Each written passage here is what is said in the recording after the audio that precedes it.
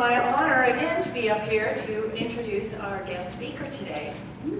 Reverend Dr. Victoria Bomberry is with us today, celebrating sharing wisdom and deep knowing.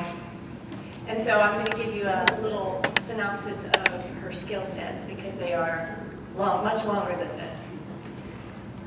So Reverend Dr. Victoria Bomberry is an enrolled member of the Muskogee Creek Nation. She has over 30 years of experience teaching in a variety of settings, including universities, Native American, and CSL communities. She holds her PhD in modern thought and literature from Stanford University. She's a smarty pants. She has a master's in English and an undergraduate degree in biology. She has completed her ministerial training with the Holmes Institute. She is a founder with her late husband, Daniel Bomberry, of the 7th Generation Fund. Her work focuses on peace through compassionate communication, living in harmony with the natural world, and building vibrant, loving communities. Every year she travels to Bolivia, where she is developing a demonstration site for sustainable living using green technologies. She leads our Faith in Action ministry right here at CSL TV. And so I'm going to tell you something personally now, what I know about Reverend Victoria. She is one of the most loving, kind, gentle people I know.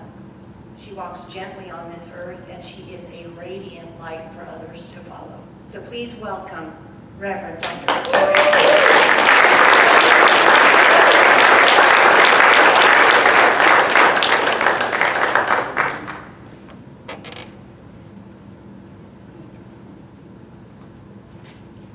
Good morning, everyone. Good morning.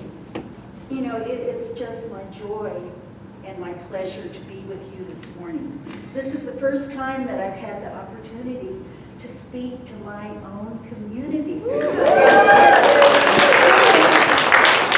And I wanted to give you a sense of who I am, because I know you see me kind of out and about, but maybe you don't really know me that well.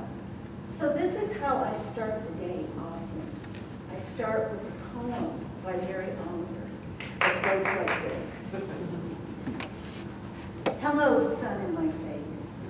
Hello, you who makes the morning and spreads it across the fields and into the faces of tulips and the nodding morning glories. Into the windows even of the miserable and crotchety. Best preacher there ever was.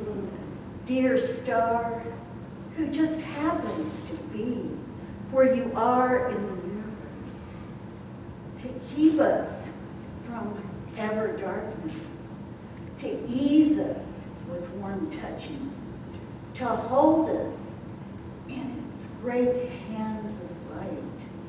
Good morning, good morning, good morning. Watch now how I start the day in happiness and kindness. And I just want to make a couple of comments about it, because it is a very powerful poem, and it's very simple, the way that Mary Oliver so simply stated things that were profound and uplifting. And I always gravitate to the sun and to the flowers, right? I gravitate to that. But I also know that there are a lot of mornings that I'm one of those miserable and crotchety. And the sun still shines for me, right? And I love that. I love that idea that we have this fullness of life, and that we do have the choice in how we're going to start our day. Jumping up and giving thanks for the day, and setting our intention to walk happily and with kindness. So that was my favorite poem. And I guess it was several years ago, I had a problem with my brain. And I couldn't think straight, and you can imagine for an academic what this this is like. That I had to have a lot of medical tests, and I had to go through a lot of therapy and all kinds of things. And that's what I did. I memorized this poem so that every day I could say it and know that yes, the sun shines for me. And I know that. I know that in the deepest part of who I am, that the sun shines for me and the sun shines for everyone. And that is how I want us all to start the day, knowing that goodness, that we are good, that the goodness is all around us, and all we have to do is look outside our window to see it. Now, our month is called The Courage to Be. That's the theme of the month. And this morning, I looked at the news too, and I love what Charlene shared, because I think that I really believe that there's goodness, that goodness is who we are. The other stuff, those are the effects of, lots of different things over thousands and thousands of years that we're coming to an awareness of at this point, and we're correcting our course. And I looked in the newspaper, and not in the newspaper, yeah, I guess it is, it's online, but there was a little video of Simone Biles, who just completed, she's an Olympic gymnast, and she competed in a meet, and she performed a move that no one has ever done before. And I don't recall the name of it, but it had lots of flips and lots of twists, and no one has ever done it. And as they were narrating her performance, they said, well, she's not really going to be very happy with this performance. And, of course, I couldn't see I thought it was fantastic. I could, I'm not technical, so I didn't have any critique of it. But I was just in awe of what she could do, the movement of her body, the ease that she walked across this balance beam. And then she prepared herself, and she went over and over and over again, and went so far in the air and did all these different twists, and she came back and she was like this, right, in just that victory pose. And it was thrilling. It was so amazing to see this. And afterwards they were talking to her, well, this was before, they were talking to her about what she was going to do, and she was crying because she was one of the young women who was molested by the doctor, the medical doctor. And she was talking about all of this. And she was feeling, she was saying exactly how she felt. And I'm telling you this because I think that sometimes we think, well, the people who are able to do these amazing things don't have struggles. That they can't do, that we can't get up in the morning, be miserable and crotchety in a moment, and not perform something that is incredible and fantastic and exceeds all human expectations, something that's never been done before. And yet before her performance, she was talking about this pain and the disappointment that she felt, that she wasn't protected by the institutions that were put in place to take care of our athletes. And yet she did this. She walked in with this single-minded focus and performed extraordinary feat. Now that is the courage to be. To be, no matter what is going on, no matter what is happening in our lives, we can step up and have that courage to be. The book that we're using this month is a fantastic book, and it's a classic by Eric Butterworth, and it's called Discover the Power Within You, A Guide to the Unexplored Depths Within. And the title of my talk is The Be Attitude.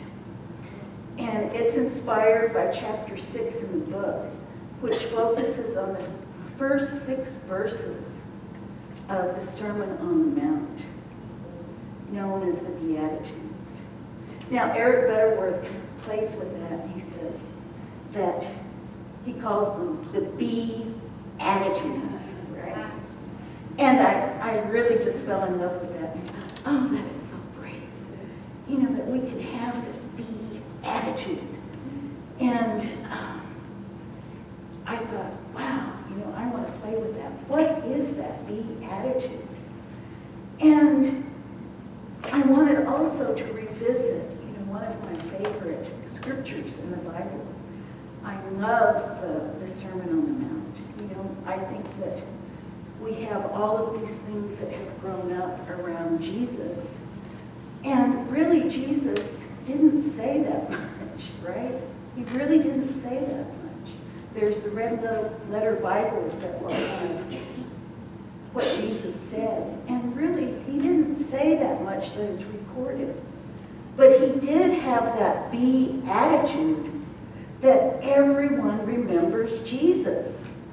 He didn't have to speak volumes. His attitude was what drew people to him. His attitude in the face of everything that he did in his life drew people, inspired people, and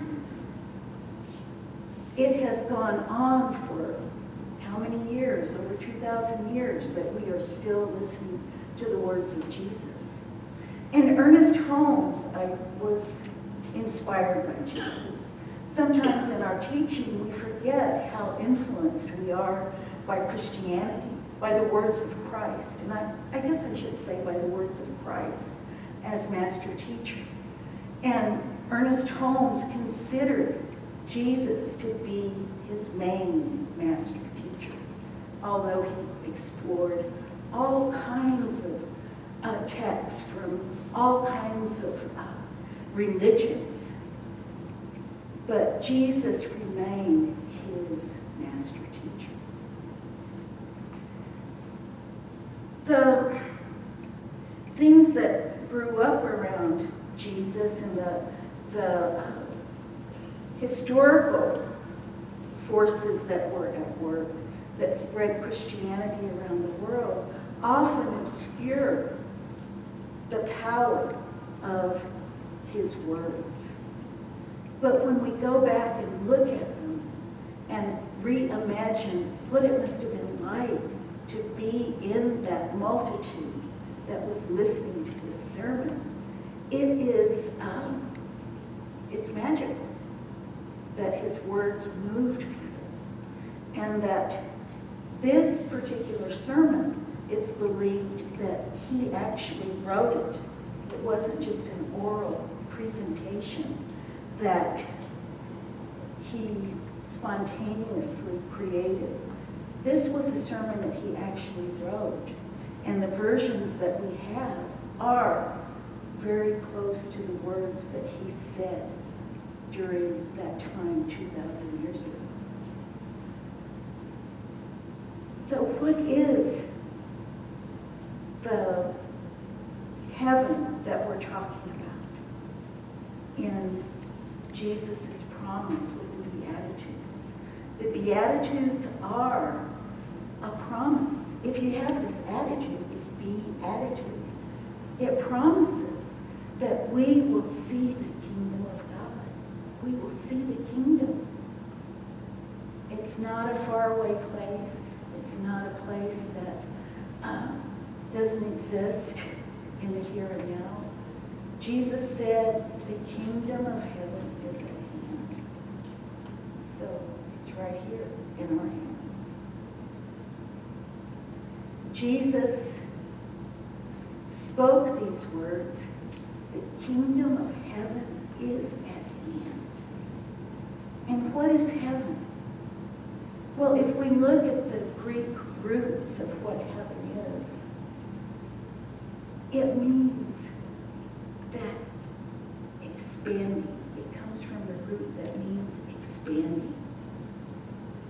Think about that. It's not a place. It's not a place, it's a verb. It's expanding. That's the promise. that if we have the be attitude, we're going to expand. We are going to expand exponentially. We are going to know who we are if we have these be attitudes. One time, and I'm pulling up a few things in my life just to give you some examples. And for me, I am definitely a scholar and an intellectual. I love reading, I love studying, but what I've discovered over the years is that I can be very intellectual and understand something on an intellectual level, but until I can embody it and feel it in me, right? Feel it. I mean, really feel it. I don't know it. I don't have any idea of what those words mean until I can feel it. And it was right after my husband passed away, and a few months later, and we had done work in Guatemala when the Civil War was raging, and we were working with people who were fleeing the war. They were Mayan. The majority of the people were from small communities, and they were fleeing the war. And most of them had nothing to do with it, but they were caught in the middle of this conflict. And, we heard all kinds of stories. We did all kinds of work around that to educate people about what was going on. And after the peace hadn't been signed yet, but this Mayan priest came up to visit because we had been doing some weaving projects with people in the community, because people still did their daily activities, still continued their lives, and they needed that support. So he came up for a visit, and I think I looked pretty miserable. And I took him out to the redwoods because I wanted him to see these ancient trees in Northern California that were close to my home. And we were walking in the forest, and he looked over at this incredibly large tree, and he brought me to it, and he led me to it. And he said, "See that tree?" And I said, "Yeah." And we were both looking up at it, and we're both small people, right? So this tree is enormous. And he said, "You're bigger than that tree." And that's what Jesus was talking about. That's the expansion that we can actually feel in our body. That's the expansion. And it never, never ends. Now, science tells us that we live in an expanding universe, right? That things are infinite. That the universe is expanding. What we know of the universe is much bigger, and it's growing. And I believe that it's growing because all of us are expanding. We've reached this point where we are at a place that we are actually co-creating with the great intelligence, that we are that part of God.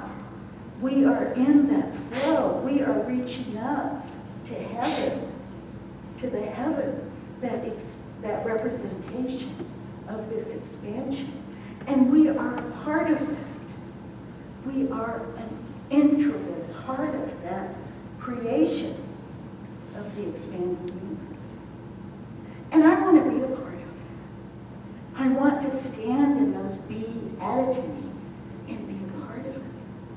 I want to know Spirit in and through me and as me. And that's a be attitude. It's an acceptance of everything that is in this creation. That acceptance allows us to expand. We don't have to deny anything, because that is actually the way that we stunt our growth. We accept it all, and we learn from it, and we grow.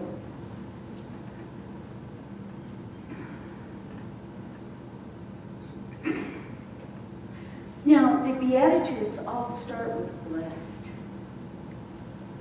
And it's probably the most important word. And it's become such a cliche almost, right? We meet people and they say, oh, I'm blessed. And it's just, oh, I'm blessed. And there's not really any feeling to it, right? It's just kind of a, like, hi. But what blessed means is that you are actually the beneficiary of all the goodness and prosperity that there is. That's what blessed means. And we are. We are blessed. We are those beneficiaries.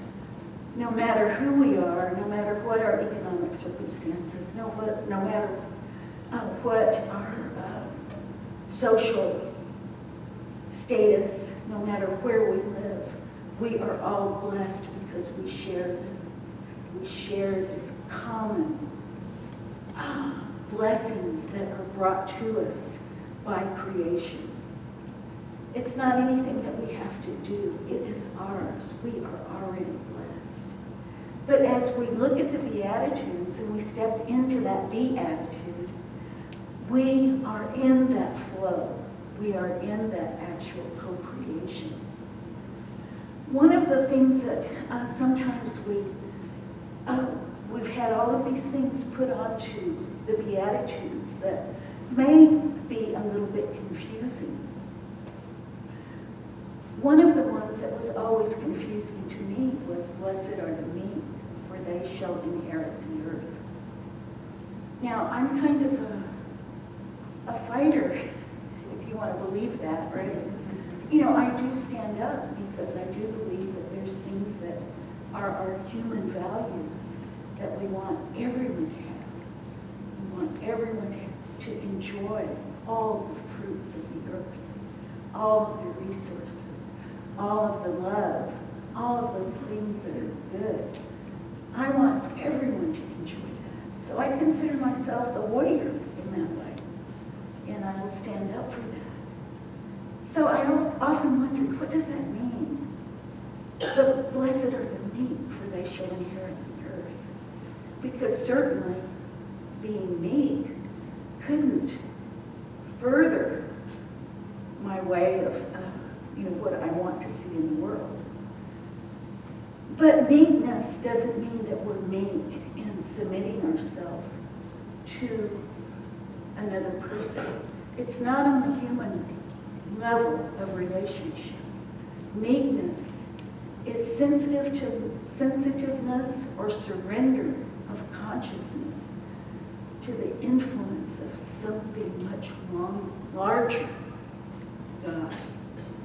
When Jesus says, blessed are the meek, he doesn't mean a surrender to people, but to God. The meek consciousness is not self-centered. And that's the main point. It is not self-centered, not on a small self that we consider to be us. The small self that doesn't understand this expansion is happy to sit with the way things are. But when we get into that surrender, when we are meek, then we actually come into our power. What I love about the spiritual world is that it's filled with paradox. To be meek means that we are a part of something that is so much larger. We are fueled by that. We are carried by that. And it creates something that is beauty, those God qualities, that joy. We go immediately to that absolute when we can stand in that be attitude. Another one that, I love, because I aspire to have a pure heart. Blessed are the pure in heart, for they shall see God. The Beatitude suggests that tremendous insight will be yours when you develop an inward purity of thought. Center your thought on the good, the true, and the beautiful, and you will see God. This does not mean that we are so self-conscious that we allow fear to run amok in our minds, right? If we have a thought that we think is negative. Thoughts are just thoughts.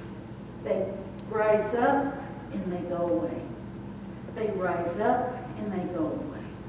And one of the spiritual practices that we do, meditation, we can actually track our thoughts.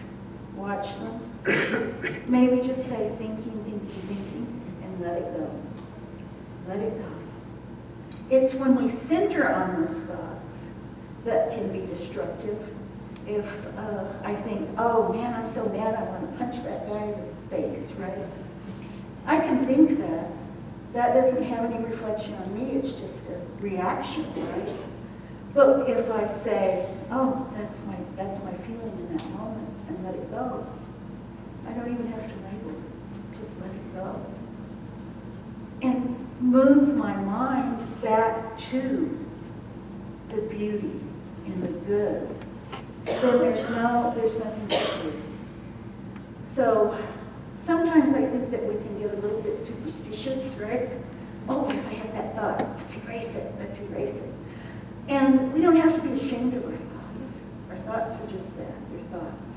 It's only when we decide that that's what we're going to focus on. Some people say, well, if you're depressed, just don't live there. And I believe that. I absolutely believe that. That, yes, we can be in those down moments, but we don't live there. We can rise up and rise up and rise up. It's like riding a wave, right? Riding that life, having that knowledge and that contrast that makes our life beautiful and worth living. That's the beatitude. Be in it, whatever it is. Know that you are supported. Know that you are never alone. Whatever experience anyone is having at any moment, there is someone who has had that experience too. You're not outside of humanity. You're not outside of human experience. You are right here, a part of humanity. And as this collectivity, we're going somewhere. We're a part of that expanding universe. And we are adding our consciousness to that living spirit that is us. I am so thrilled, too, to know that 60 years ago, this August, some of you might be going to a seminar. I'm not going this year, and I've never been, and it's one of my hopes that I'll go someday to visit the seminar when CSL is there. 60 years ago, Ernest Holmes gave the final sermon by the sea.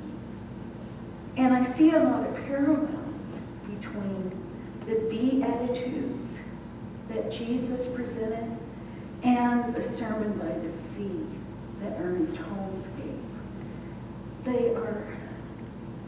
They go together so well. Jesus' words were written and spoken at a particular time in history.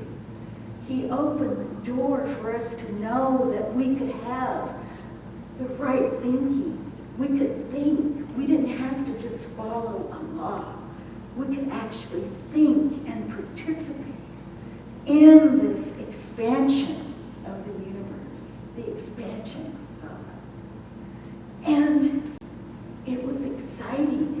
exciting idea that I think we're finally starting to understand more deeply what he gave us. And Ernest Holmes was writing and developing. Ernest Holmes, the founder of religious science, was writing and developing this philosophy in the 20th century. The 20th century is probably one of the most horrific centuries that ever existed in terms of violence and cruelty and sheer forgetfulness of who we are. There were two great wars. The first war was supposed to be the war that ended all wars, the First World War, in the beginning of the 20th century. The Second World War, the same thing. And millions and millions and millions of people died. And not only millions and millions of people, but we can look at the damage that was done to our precious earth as a result of these wars. And yet Ernest Holmes stepped into this and was able to create this philosophy for us, this way for us to find our way and our connection to all that is. So when he wrote and presented the Sermon by the Sea, there were some things that stood out for me that I go to all of the time. And I'm going to read them as soon as I locate it.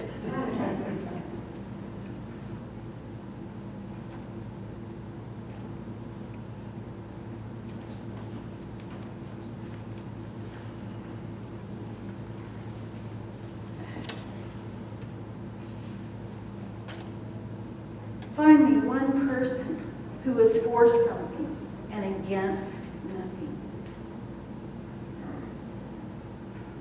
And I want to say that again, because when I heard this sermon, this final sermon, I said, I'm going to be a practitioner. I'm going to come into this. Find me one person who is for something and against nothing. Simone Biles demonstrated that yesterday when she was so focused on doing this incredible maneuver that had never been done. She was for something. She was against no one. She was for something. She was for all of the young women. She was for that expansion that she feels every time that she is on that floor or on the high beam.